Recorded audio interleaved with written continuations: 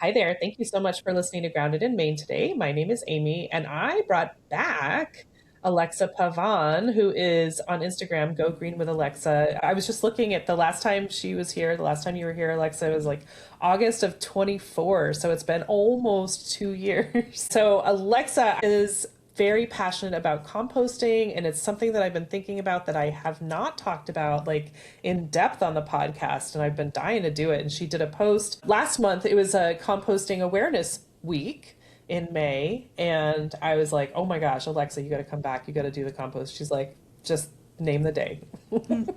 So, Alexa, thank you so much for coming back. I always love talking to you. Thank you so much for having me, Amy. I'm so happy to be back on Grounded in Maine. I listen every week, so very happy to be back here. Yay. And so we're talking about composting, which, I we've been talking for a little bit, of course, but let's start basics. Like what is composting? Like what is this? We keep talking about composting, and why is it like why do people keep talking about it? Yeah, that's a great place to start. So, composting is a scientific and I would say artistic method of decomposing organic material and quote unquote recycling it back into the earth Mm, through a process that involves oxygen through aerobic decomposition. So basically, it's just like bacteria helping us break down our food scraps and all of our organic material. Not just food scraps, but like paper products and things like that. Anything with an organic base, and helping those materials and those nutrients get back to the earth and produce a finished compost. That's what it's called, is finished compost. And that would be a amendment that you can put on your plants to fortify the soil, because a lot of the soil in the US either has been depleted, like the topsoil has been depleted, or it just wasn't a healthy soil to begin with. Like in Florida where I live, we have a very sandy soil, so you need to fortify the soil if you want to grow different things. Certain things grow just fine in the sand, but other things need to be fortified. So long story short, composting is just a decomposition process that involves aerobic decomposition. hmm. Okay. And so you guys can tell already, right? Like she knows her stuff. She was just telling me that she has she fills a bucket every week for a company, and so she was just saying that she does tabling for this company because if they're short someone or whatever, they're like, "Hey Alexa, we need someone to do this," and she's like, "Sure thing," because they know that she knows. She's that good. We know what composting is, like the science. I love that you called it artistic. Like Yeah, what makes it artistic? I'd say it's not just like putting things in a pile. And I think that's the number one thing I see online is just like throw it in your pile. Doesn't matter what it is, if it's organic or came from your kitchen, just throw it in the pile. And it's really not that simple. And that's one thing I really want people to take away from this episode, that composting is a bit more of a complicated process than we're giving it credit for. And to do it properly, you need resources, but I also think I don't think, I know you need space, you need air, you need heat, and you need, air and slash oxygen, right? Because you need an ample amount of both. And you need that organic material to help you combine all those materials to break it down. And to me, that's an art, because it's not just something you can just throw into a pile and it just Right, happens. It's something that needs to be actively catered to. right. And you need water too, right? Because if Oh, it yeah, gets sorry, too water. hot, Definitely. I've Absolutely. I have And heard so does stories of water. it catching fire. Yeah, yeah. Compost piles can heat up to the point that they catch fire. Yeah. But that's why, like, that's another reason why I think composting should be left up to the professionals. But we'll get more into that, I guess, throughout the episode. I bet we will. Okay, so how does it work exactly? Like I know that there are lots of ways that people can do composting. Like you fill a bucket for, because you live in an apartment Hmm. and with your compost, and someone comes to pick it up and then they make compost with it, right? Like Yes. they make fertilizer, Not fertilizer, finished compost. finished compost, sorry. Yep. Yep. It's okay. It's just not a fertilizer, because a Not the same fertilizer thing. is typically, we just don't want to associate it with fertilizer, because typically when people think fertilizer, they think synthetic fertilizer. And then, Right. that's not beneficial. That's horrible for the environment. So composting, and finished compost specifically, is incredibly beneficial to the environment. But yeah, you are right. I do use a service because I live in an apartment. I grew up composting in my parents' backyard growing up. That's why I got into it. And I've composted so many different ways since then. But nowadays I use a service, Renewable. Shout out Renewable in South Florida. And they give me a 5-gallon bucket. I fill it up with my compostable items, and every week they come and pick it up and swap it out for a clean one. They handle all of the processing, and then I choose when I want the finished compost. So they make it super easy. But yeah, there are definitely other ways to do it too. Vermicomposting is something I've tried and I like. It just doesn't really, it's not great for Florida. It's hard to do because you basically have to keep the worms inside. And even then, for me, even if I kept the worms inside, which I'm totally fine with, I produce too much organic material scraps. And basically they were getting inundated with my scraps. And you basically need a really good balance of nitrogen to carbon. And I was giving them a lot of nitrogen and they were just like, couldn't break it down. What to do with all this, yeah. Yes, all that food breaking down, it was just too much. It would bring fruit flies and different bugs because it wouldn't break down in time.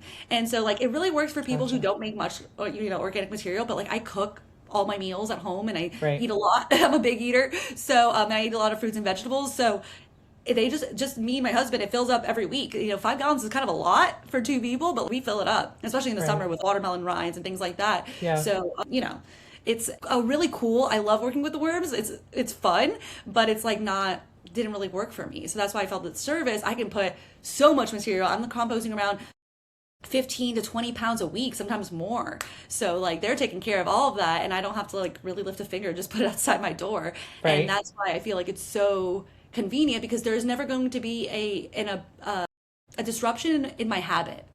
So that's the number one thing with like these sustainable habits, right? We want to try to keep them as consistent as possible, just like any other habit, like if you're brushing your teeth and flossing and all these different things, right? Yep. We want to keep doing these things consistently. And I just find that composting at home, if you're not completely dedicated and committed and have time to put towards like, turning the pile, checking the pile, mitigating any issues and things like that, you are going to probably stop composting because it's going to be another chore for you to do essentially. And we already have like such busy lives.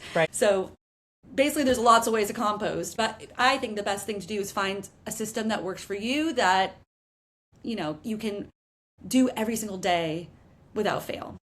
Right. No, absolutely. I mean, you want to, when we're like shifting to more sustainable practices, it's easier to stack them and make them as easy as possible. And so, because if they are not easy, you're going to be like, I'll just skip it this week. And then, who knows what might happen. So you want it to just be easy and a really good habit so that it feels natural and you don't have to think about it as much. So yeah, I totally get that. And I always struggle with when I'm composting myself, I always forget like, you have to add brown matter or you have to add water. I've never had a fire, but it's taken a long time because it hasn't had all the stuff because I forget the brown matter and I forget the water. Like it doesn't break down the right way. And that's actually the most important part that people don't think about is that everyone's like, okay, I want to compost my organic matter. Usually people know why they want to compost. It's like important for the environment. It's important for our human health. There's so many reasons to compost, and I'm sure we'll get into that too. But the the brown matter or the carbon source is the biggest ratio that you need. So the problem is that you need like a 4-to-1 ratio of carbon to nitrogen, and most people are like inverting that and they're putting in like 4 times as much, maybe not everyone, but somebody like me puts in a lot of scraps. And if you're not putting in 4 times as much carbon material, you're gonna have major troubles. And either it not breaking it down in time, like in a short time frame, or it's like odors, pests, things like raccoons, like bugs, whatever, and possibly neighbors being upset. If you live in a metropolitan area and, your neighbors can smell your pile, they're going to be pretty upset with you. So that might discourage you from composting. And that is what I see as the biggest problem because like, it's really hard to find this carbon source. Like maybe if you live on a homestead, I think that's a great idea. If you live on a homestead, you probably have adequate carbon sources. But somebody like me, I live in a metropolitan area on a coastal town in South Florida. I don't live in a house. Even if I lived in a house, I don't think I would have the yard waste availability, like the carbon source needed to supplement my compost pile. You just need a Right. crazy amount. Even the compost businesses that the service I use, they literally get dump trucks full of mulch. So they work with businesses that are chipping trees and things, and they'll fill up like a whole dumpster, like a big dumpster of Right. this mulch, and just dump it into these piles because they are making like giant 15-foot piles. They're called windrows on their property. And that's what they need. That's how much carbon you really need. It's just so much more. It's at least double, but I would say to make it really burn and work through, I would say like 4 to 1 carbon Oh, nitrogen. that's a really interesting thing. And not to scare anyone, like composting is really good, but just make sure that you're aware of all the pieces that are required for it. Okay, and so you said why should we compost? Since Yes. you mentioned it. Okay, so composting. Why is composting beneficial? Well, let's talk about why what our current practices are not beneficial. For instance, right now, at least where I live in South Florida, we use two main methods of waste management. I'm not going to include recycling in here because that is not the bulk of the what we're talking about. I'm talking about things that we cannot, for the most part, I would say our waste is managed through landfilling and incineration. When you send your and most of the country is using a landfill or incinerator. Yeah, of course, we have recycling plants and things like that. That doesn't negate the use of those other two systems, right? So the landfills, when you send your organic matter into a trash bag and then it goes to a landfill, it's going to be layered in the landfill, and then actually a machine comes and smushes down these piles of bags and trash to make the most room possible and squeeze out all that air.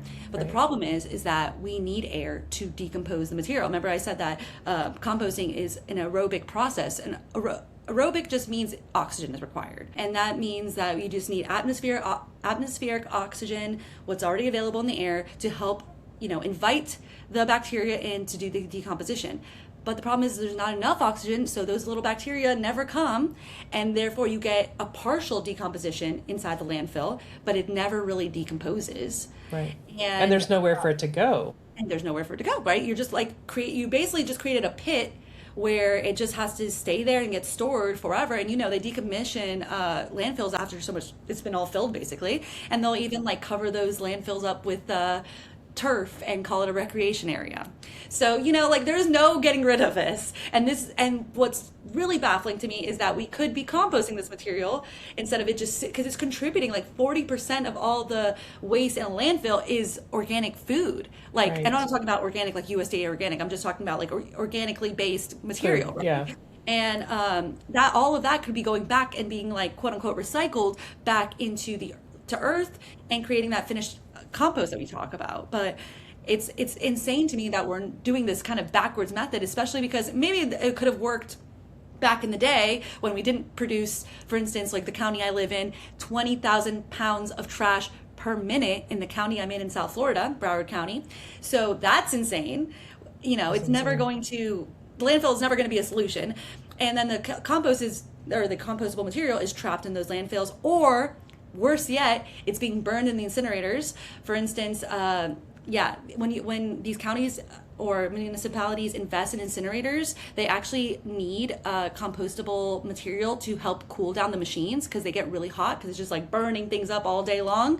And the organic material is actually required. So the county north of me, Palm Beach County, they actually ban businesses who Renewable, the one I use, that come in and come collect residents' trash, compost. They So banned basically, them?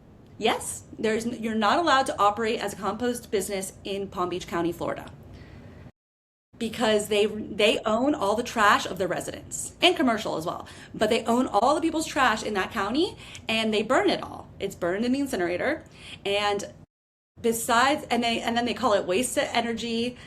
And there's all these greenwashing terms, and I actually have a whole 18-minute video about it on YouTube about incineration and landfilling and why large-scale composting can help us get away from all that, and zero waste strategies, to bring us to a healthier future. But yeah, it's truly mind-blowing. I could go on and on about incineration because I don't think enough people know that besides the fact that it obviously there's fumes and smoke and everything released, and some of it's captured, of course. That's where that waste to energy story comes from. because that's the whole idea, is that it's contained, and then that material, that byproduct, the smoke and all that, is turned into an energy source. But the problem is that it's the dirtiest form It's of energy. dirty. No, Yeah. it's the dirtiest. It's actually, there's plenty of studies to show that it's the dirtiest form of energy, and it's also the most expensive. Nuclear power is technically the most expensive type of power to build, maintain, and operate, but actually incineration is 1.5 times more expensive to build, maintain, and operate. So there is truly no benefit. Also costs the taxpayers billions of dollars. Just in Palm Beach alone, it costs $1 billion, and they're trying to build another one in the same location. So it's like one of those things, like, we are losing on all fronts. We are Right. spending money, our health is being impacted, and we're creating problems for future generations. Right. So that's why composting is so incredible, because we could be turning this material into a useful resource. Like, instead of burning those nutrients, why not recycle, or leaving it in a pit in the land, Use right? them. Yeah, why Use don't we them. use those existing nutrients that took a long time, because, like, we had to grow these nutrients, we had to process them, they had to be transported, and Right. now we still have scraps that have lots of nutrients in them, and instead of using that resource, that value, we are throwing it away. And not even just throwing it away, we are burning it and causing health issues. It's just absolutely mind-blowing to me, and I want to know where Maha is at this, because I have not heard one of them say anything about it, and that just drives me absolutely bonkers. But It doesn't even I make digress. it doesn't make sense. No. Like, I mean, I know. it can help grow. It's just wild to me. Like it could help to grow food, Yeah. grow healthier food. But no, let's make sure that nobody can do that. We're gonna require people to throw it away. That blows my mind. There's a lot of money in waste management, and that's the one thing we need to see. But what I want to bring attention to is that these zero waste strategies, like building recycling centers that are more efficient and things like that, which they are trying to do in Broward County where I live, and doing the large scale composting, they both, and other zero waste strategies, of course, these all bring jobs and economic value to the area. So Right. like, I understand that people are like, oh, but then the landfill people are going to lose their job, or the incinerator people are going to, whatever. There's always going to be trash, I'm sure. Right. And the thing is that there's so much economic prosperity available if we will, like, lean into these greener solutions. So it's not, there's just so many benefits. And now I want to talk about the benefits of composting, because that's the dreary side of it all. But the positive side of it all is that, like you said, it can help grow healthy plants and nutritious fruits and vegetables, which Right. we all need more of, because, like, as I mentioned, the topsoil in the U.S., as far as conventional farming goes, has been depleted, and we could build it back by adding that finished compost. Which the finished compost, basically, just imagine it's like all the fiber and cellulose has been degraded, and all that's left are the minerals and microorganisms, specifically the microorganisms that are beneficial to plants and to us, really. Because what people don't understand is that plants need the microorganisms in the soil to be able to transport the nutrients. The plants actually can't uptake the nutrients themselves. They need to be converted through bacteria, which is so fascinating, because, like, we need bacteria in our gut to metabolize our food and to, like, help us. And it's really the same thing is happening in the soil. And I just love that congruency. Like, there's just so many, analogies between the human body and earth. And that one gets me super excited, because I just, like, we don't have enough microorganisms in our soil currently. Like, we've depleted that, and because it's not healthy, we're missing out on this important organism that does need to help us,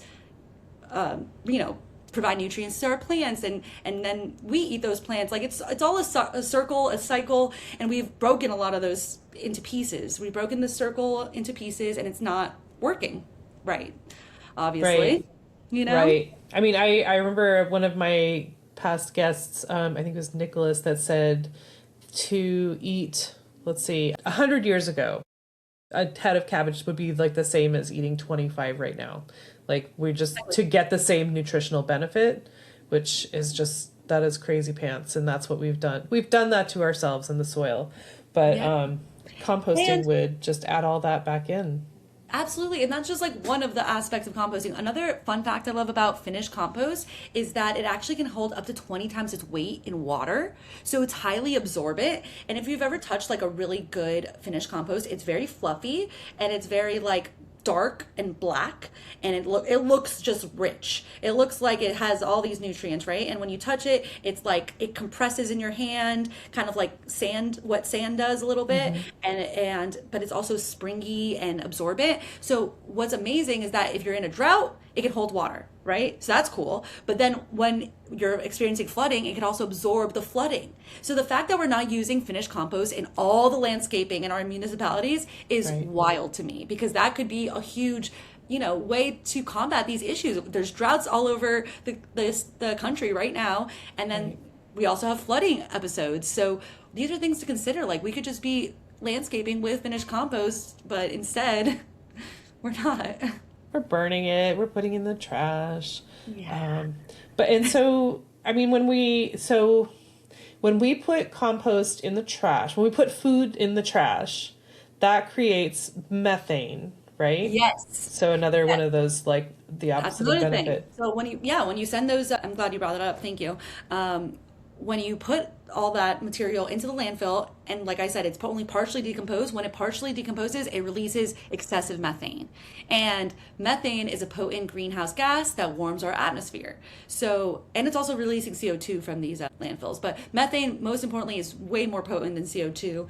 And we could be preventing that huge influx of emissions. I believe food waste is like the third leading cause of climate change. It's That's just wild. It's such a preventable issue, and we could reap so many benefits by just composting.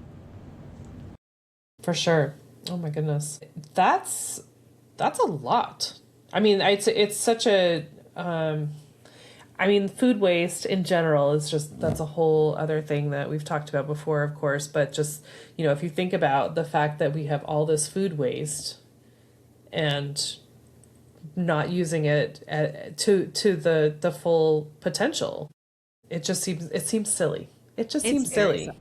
When you start looking Um, into it, and especially when you look into the incinerator and landfill of it all, you really feel like, okay, this has to be some kind of joke. And like yeah, I said, there's a lot of money in waste management. So we always have to ask, and follow the money. yeah, I guess we do.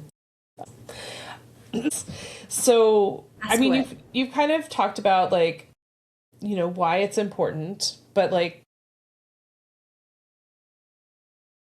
I mean, it just really makes sense. And I do not know all of these details. Like, I rely on Alexa for this stuff because she remembers things. But I mean, I compost, but I did not know. I mean, I know why. I understand that a little bit, but, like, all the details, I'm like, Alexa's, fill me in. Why am I doing this? And she'll tell me because she knows. That's right. But is there more to, like, why it's important? I mean, there's like a million reasons, right? I mean, stopping the food from going to landfill is a huge one. Diverting that waste from landfill, and also, instead of calling it waste, like, I love the owner of Renewable calls it, don't call it waste. He says it's opportunity, because it's true. Like, we could be using this material and it's a huge opportunity. And I love when he says that. So, the opportunity of turning these materials into something that's, again, usable to grow something else is huge. So that's the second thing. The third thing is that retaining water in all aspects, Right. huge. And then also, I guess also the community aspect of it, considering that, like, I don't live next to a landfill.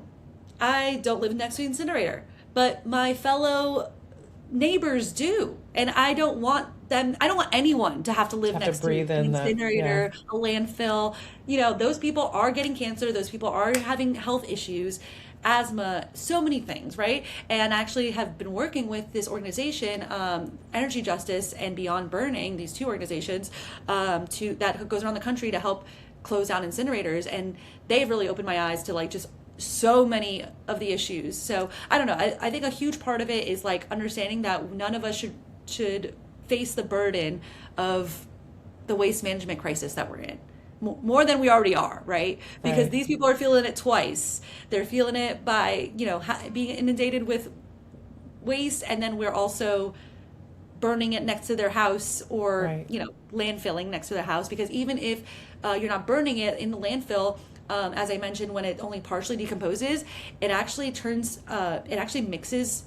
Because it's only partially decomposes, it kind of creates like a sludge, and that sludge mixes with like whatever else is in the landfill. Like, think plastic and metals and electronics that people put there that do not belong in the landfill, all these different things, and then it like leaches into the soil, into the water, and even Right. aerosolizes into the air. So there's just so many negatives to waste management and so many positives to composting. It just feels like a no-brainer.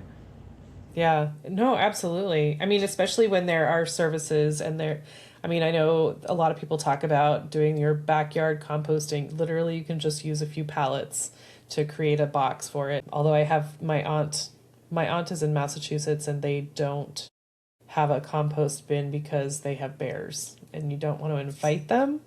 So they just have to figure out another way around that. And that's where a service would be really handy.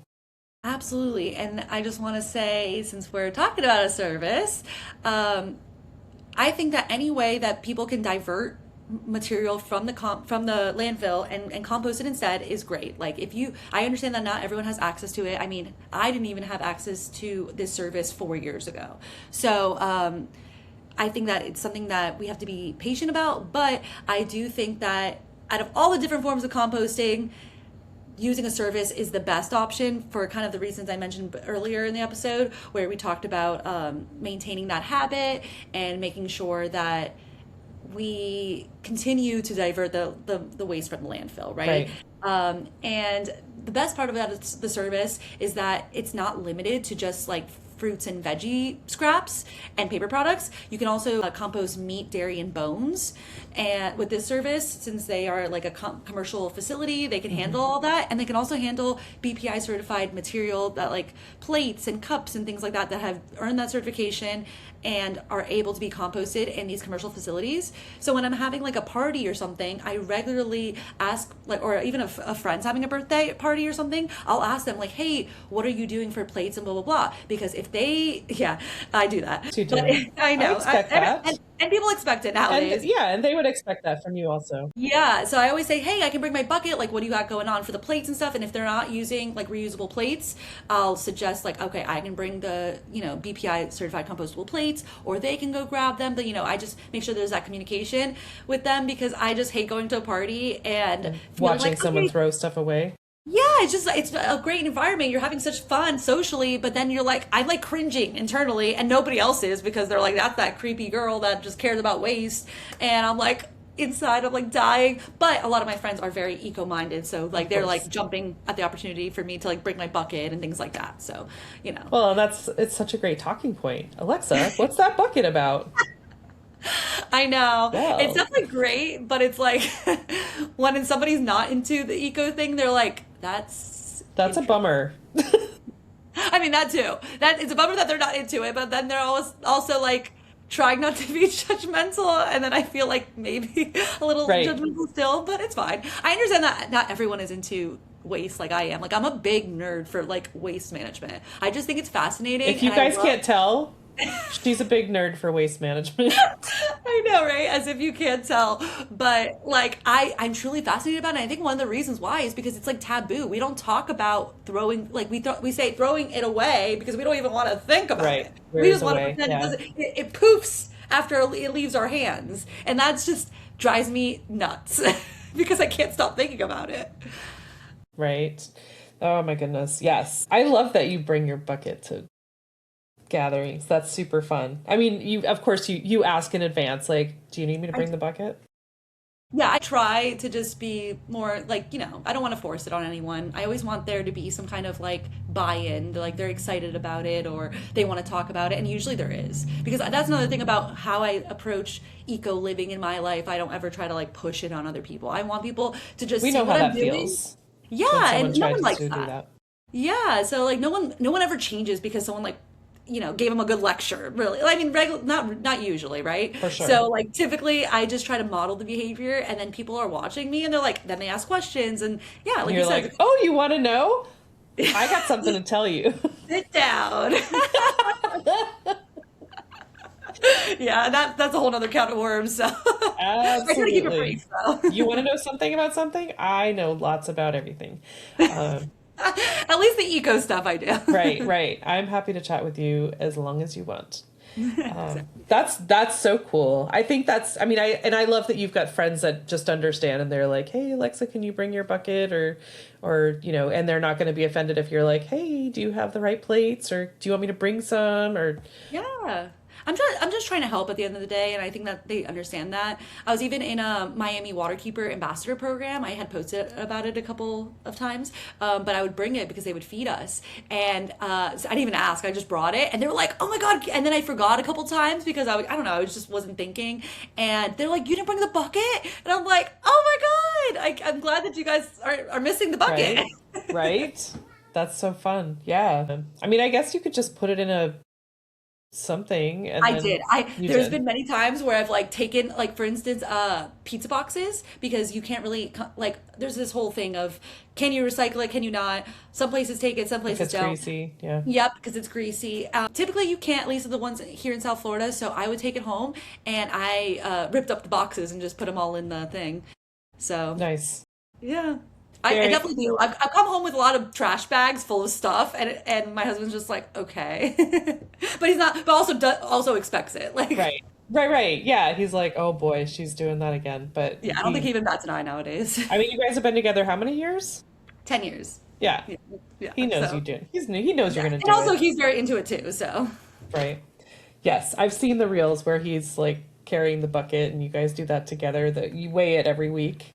yeah, but he's actually the one with like the environmental science background, policy and management masters. I don't even have that, so it's just Well, funny.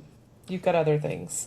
Um, and you've got the passion. He's got the degree, but you've got the passion um and everyone's Absolutely. If like, someone out "Hey, there wants let's," to pay for me to get a degree, I'll do it.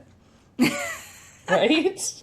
A Absolutely. master's. So, I have my bachelor's. right. Well, so I mean, I mean, from our conversation a couple years ago, like I know you grew up in South Florida with your parents came from Brazil, and they're very eco-minded also, and so that's where you kind of got this bug Yeah. for taking care of the earth, and so you just kind of like you took it and you ran, like it was like a relay race, like okay, it's my turn. Yeah, I mean that I think that I don't even think they would describe themselves as ego-minded. Definitely not back then.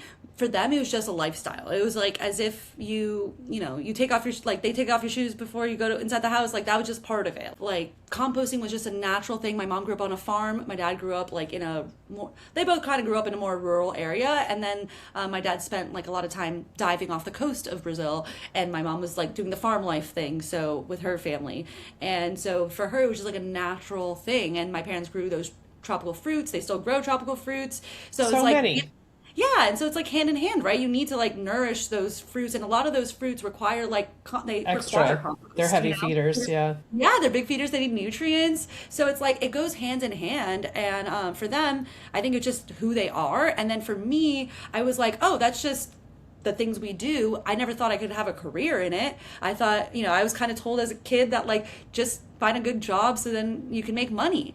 And I was like, yeah, not environment because obviously nobody wants to pay environmentalists and things like Right. that. And although that's kind of true, I do think times are changing and I'm glad I still found my way back to a, career because I got my degrees in biomedical science and public health and I thought I wanted to be a medical doctor and this is a much better path for me. So I'm very happy. For sure, especially right now. My goodness. So, I mean, it's so important to you that people understand, about all these things. Like, and I love that you have this easy way of like being drawn to whatever you're talking about. I mean, I've been watching your reels for easily 2 years, lots more than that, I'm sure. But like you so you consider yourself an imperfect, what do you call it? Environmentalist? Imperfect sustainability, right? Yeah, Is what you I would say. say yeah, that's what I say is like imperfect sustainability because I think my goal is to just to be as sustainable as possible, meaning like use as little resources as possible, be as intentional with the resources as possible, things like that. But yeah, I'm also an environmentalist. I'm also a climate communicator is another way I like to describe myself. Not really online, but like if people ask me what I do, I say, I either say I'm a writer or I'm a climate communicator, just because that's what I do. I spend all day writing, and I write for environmental organizations and sustainable businesses. That's like my actual career. But then I also have I was already writing for those businesses, and then there was sometimes I would write and I'd be like, oh, I want to talk about this topic, but I want to talk about this, but they would be like, no, obviously you have to stay on track and focus on the whatever project you're working on. And there's so many, and that's what happened. It was like I was overflowing with all the different things I wanted to talk about, and also I was inundating my friends and family with it. I would be like, oh my God, what about this? What about that? And I would be talking like, especially Andrew, I'd be like talking his ear off. And I'm like, you know what? I need to channel this. I need an outlet. Yeah, I need to channel this information. And like, I don't think anybody in my life was surprised when I started doing that. But like, yeah, it's become such a way for me to connect with others. But then also, I've learned a lot myself. I've connected with such great people like you. And we get to have these amazing conversations. And yeah, if you had told me like 10 years ago I'd be doing this, I'd be like, you're insane. So No one cares. anything is possible. Yeah. Oh my gosh. I love that you say so often like imperfect, because, there are a lot of people that are like, oh my gosh, they're always talking about that, blah, blah, blah. But, the fact is we do the best we can, and we know that we're going to mess up. And it's just, we're just sharing the information that we are understanding. And you do it so well. You do it so well because you actually, I've seen so many times on your reels, you're like, imperfect sustainability, like here's what I'm doing. And this is that you've actually said, I can't remember the one that you did most recently that I noticed that you're like, I just learned that I've been doing this wrong, or something like, or, something I've been doing is not good. And I don't remember what it was, but it's Yeah. you're very honest about that, and not like, I'm better than everybody. No. That's what I love about sustainability, is that it's always changing, and I get to be a forever student. When we And know better, we can do better.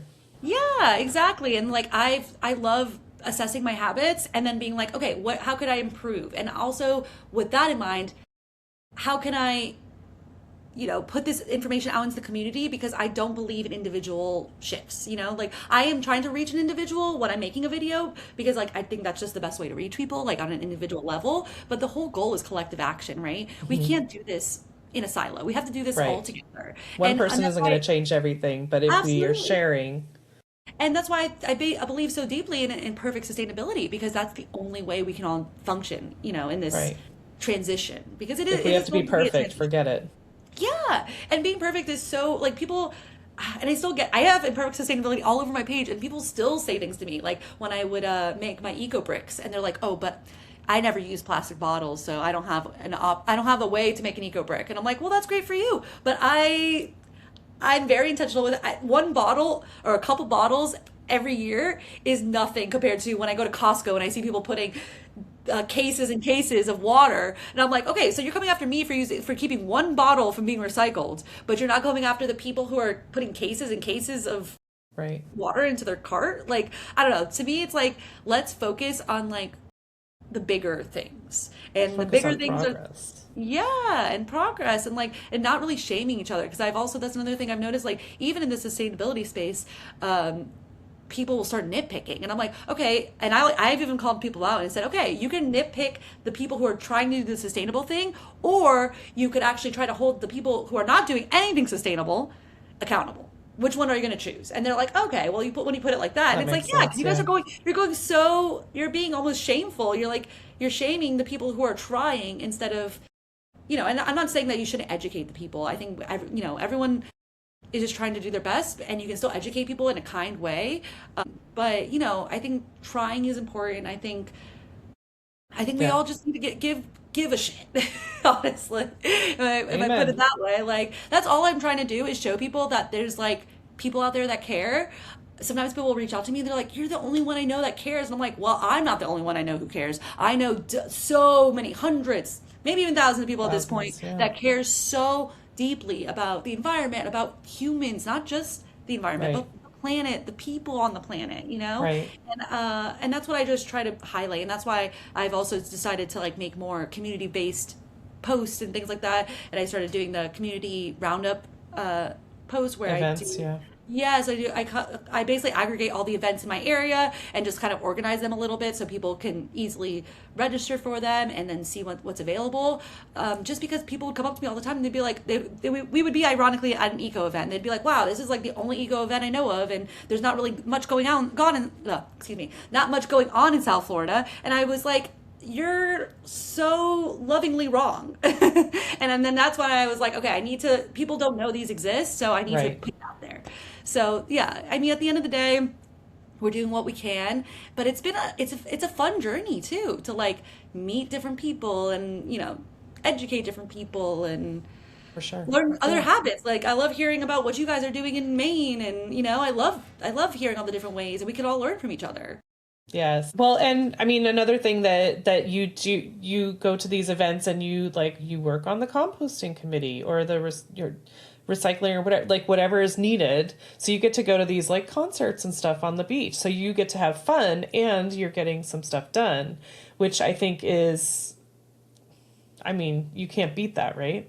No, and that's another great point to bring up. For back to composting, there's already large scale events like music festivals that are composting. And like you mentioned, I do compost every year. For 4 years now, I've done Tortuga Music Festival, which is a huge ocean conservation festival. Huge. Huge, over 100,000 attendees, and it's actually the most sustainable large scale music festival in the world because they literally think about every little detail. Single use plastics are banned. There is not one water bottle in that whole place, and it's a huge, huge festival on the beach for 3 days. Everything is put on compostable serviceware like bowls and plates and all that stuff, and everything is just, it takes a whole year for them to plan that festival. Of They literally course. finish it and then they start planning the next year's.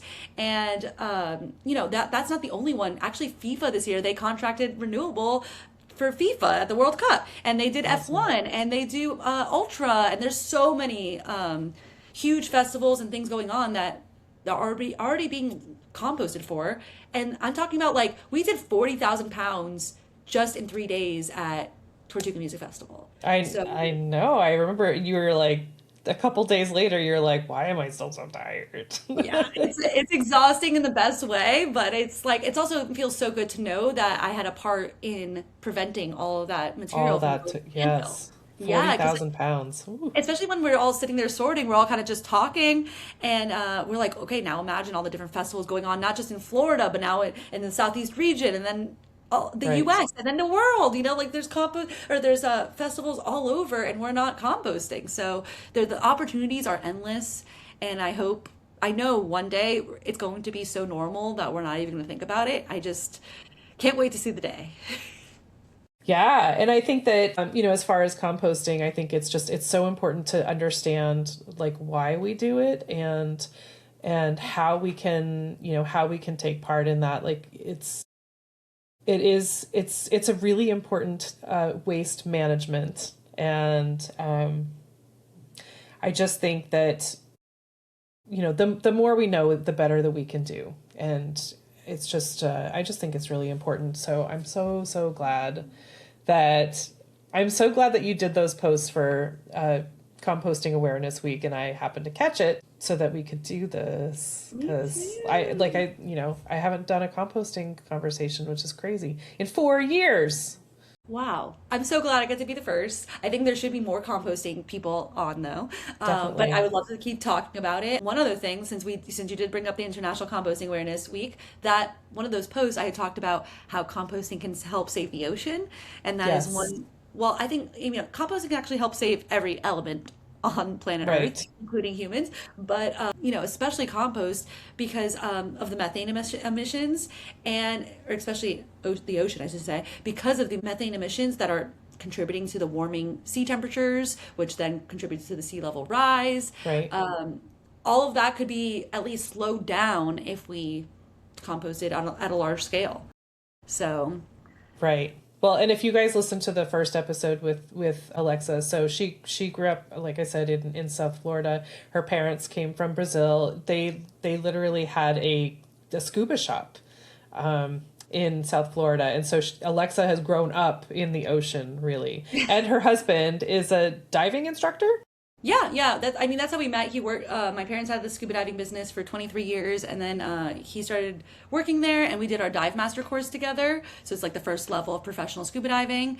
And then yeah, he continued because I had no personal interest in becoming an instructor, but it's a very hard job. But he's still an instructor to this day. He does scuba diving and free diving. But yeah, that actually the ocean was my first introduction into the environment and caring for the environment, because my parents deeply cared about the ocean and protecting it, and it was kind of rare actually at that time, especially when I was younger. I remember it just not being something on at people's, they're not thinking about it. They weren't thinking, even though they were scuba diving, even though they were using the ocean, even though we live in a coastal city, people didn't even know we had a coral reef that was right out there and accessible. So there was just like a lot that people don't know, and to me that laid the foundation for how I see the world and how important I see the ocean, because it's important for everyone. Like, even if you don't live near the coast, the ocean impacts you in your life, and it provides oxygen to us. It does so many things. It regulates the temperature. It's literally the world's circulatory system. So it's such an important environment that I think we don't really think about, since it's out of sight, out of mind. Exactly. But I do want to bring awareness that like what we do on land does affect the ocean, and composting is one of those habits that can help save the ocean. True story. And yeah, that was what I was thinking, and I am guilty. I'm guilty of that. Like if you can't see it, you don't know what's going on down there. And so, if most of the water sports are like boating, so you're on top, or you're swimming, you're like at this tiny amount of the water, and so you can't see what's under there unless you have a mask on, or you can open your eyes under the water. But so you don't know what's going on unless someone tells you. And we were just, we didn't have the internet, we didn't have so many things that gave us the technology to be able to see really well under there. And I mean, I don't do the ocean, so I definitely did not see. But thank goodness for you and for Andrew and your parents, to bring that awareness. And I think it is really important. I mean, like you said, it's the world's circulatory system. And that's the first time I've heard that. So thank you for that.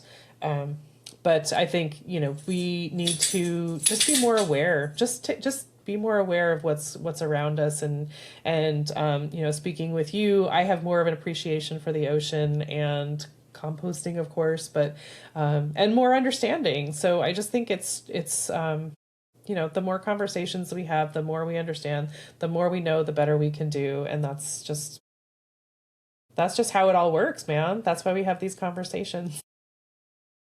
Definitely. And if I could leave the listeners with just a final call to action, Please. find a way to compost. Please. Please look for a service in your area. If there's not a service, look for a community garden in your area that might have community composting already available at their site. Check out the libraries. Libraries often have like partnerships with local composting businesses. The one I use has lots of partnerships with libraries and municipalities in the area that actually provide the service for free, or more like it's being subsidized by the municipality. But if you can't do either of those things, and let's say you don't have a green bin, like you don't have a curbside composting system already, look into vermicomposting, look into possibly making your own pile.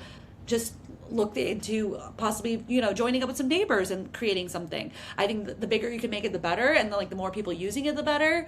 And share this episode with somebody to teach them about composting. Absolutely. And like I got my first worm composting bin at the library, doing taking a class on it. And that's so cool. So I had one in my house for like 6 years, and no one ever knew. Like it was under my kitchen sink and no one knew. So it's not smelly unless you're, like you were saying, you make a lot of waste. And I had to divvy mine out between the chickens and the worms and the compost. So I was able to split it up so that they weren't like overfull. Yeah. But did they provide the worms? Sorry, just curious. The worm instructor provided the worms and Okay, the cool. bin. I That's wasn't awesome. I wasn't planning on it. It just happened that way. It was a free class, and they had some funding to That's so offer that. cool. I love that. And that's a great way. Yeah, use your library, people. Yeah, lots of libraries have the library of things, gear library, like we talked about with Austin a few weeks ago. But yeah, there are so many different things that libraries offer courses all the time, classes all the time. Yes. So Awesome. anyway, Alexa, how can people find you? Yes, you can find me on Instagram mostly. That's where I'm most active, but I'm also on YouTube, both at Go Green with Alexa. And then also I have a website and I also have a blog. It's called 10% Greener, and I just kind of go a little bit more long form there, a little bit more extensive. I put resources and other resources in those blog posts, and that's at my website, gogreenwithalexa.com. So yeah, feel free to DM me, ask me any composting questions. I love talking to people about compost, so please feel free. Right. If you don't realize that by now, she loves Yeah. to talk about it. And so ask her any questions. I mean, I do it all the time. I'm like, what do you think of this? And we were literally talking like I'm gonna out myself. So we were talking about cat litter as both cat owners, and I was like, this is what I'm doing. Like, what are you doing for cat litter? Because it just feels so uh, do you put it in plastic? Do what do you do? And I was putting mine in a bucket and throwing it in the woods, and she was like, please stop that. Because of the runoff. And she was thinking about the ocean, of course, but I was not. I didn't think, I was just thinking I was not using plastic, and that was the best thing. But so I learned extra today. Thank you so But much, Amy. nor But can yeah, I hear the lawn people. we're doing good today. Yeah, so like I said, talk to me about composting, talk to me and yeah, thank you for being so open to, me telling you that wasn't the right thing. But I no, I the want to more I we want to know, do right? better. Yeah, like the feces Exactly. thing is so interesting because we always think that, feces is natural, whatever, but it's really not because it's full of nutrients, but not in the good way, in the way that it adds too many nutrients to waterways, and then it leads to algal blooms, and we don't want that. So that's the TLDR of that one. But Yep, absolutely. So very good. Go find Alexa. Seriously, ask her questions. She loves answering questions. Oh my gosh, he's doing paces. And so Alexa loves answering questions. She loves feedback, and she loves doing her reels. And so go learn, enjoy, and find a way to compost. yes, please. Okay. Thanks, Alexa. Thank you so much, Amy.